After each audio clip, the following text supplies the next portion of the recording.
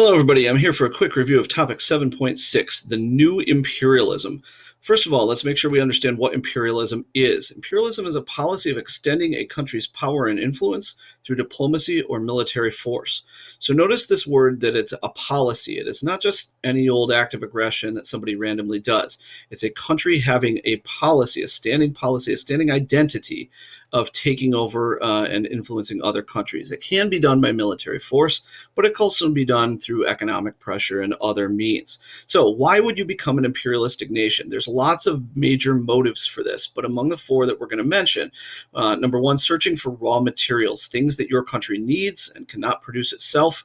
Taking over other countries or other territories can help you get them cheaply.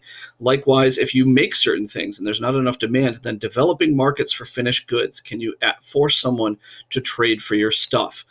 Strategic considerations are often a major one. So maybe taking over a certain territory helps you trade more easily, shortens your trade routes, or maybe it surrounds your country with friendly buffer states that can help keep you safe from enemies. And likewise, nationalism is a big thing. A lot of countries enjoy taking over others simply because it makes them feel strong and makes them look strong in the eyes of other countries.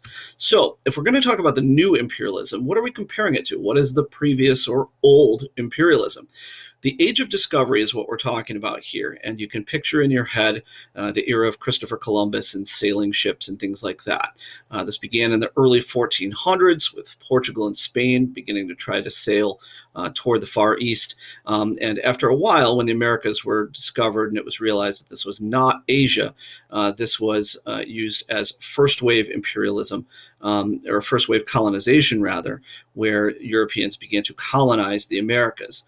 And so this era you can picture in your head as the European conquest and control over the Americas and the establishment of trading rights and ports on the coasts of Africa and Asia. This map shows this, with Europeans taking direct control of the Americas and establishing ports and trade routes around the coast of Africa and coast of Asia. All right, now, why did this end? Well, for one thing, the Americas became independent. So you know the American Revolution, 1776, and shortly thereafter, Haiti and then Mexico and South America began to break away from European control. And within 50 years, the Americas were self-governing, though they remained economically trade partners with Europeans. Likewise, there's a lot of different, in terms of demand, had changed. So old luxury items were no longer that luxurious or rare or even desirable. There wasn't a need for a major trade source of, say, tobacco or silk or indigo dye or rice. So the new imperialism, when we're talking about that, picture the late 1800s, usually historians refer to about 1870, to the early 1900s. There are some different participants this time. Some are the same, like Britain and France, but others have changed. Spain and Portugal are declining in importance, whereas new players like Belgium, Germany, Italy, and in fact the United States are all now jumping into the game. And when you think about this era, you can picture the conquest and control of Africa, as well as major economic influence in Asia. All right. So, what sorts of motives motivated these people? The motives remain the same, even if the details change. So, for instance, the search for raw materials. Belgium wanted rubber and diamonds, and brutally forced the Congolese to mine for them. Britain and France wanted cotton and salt, so they took over India to get it.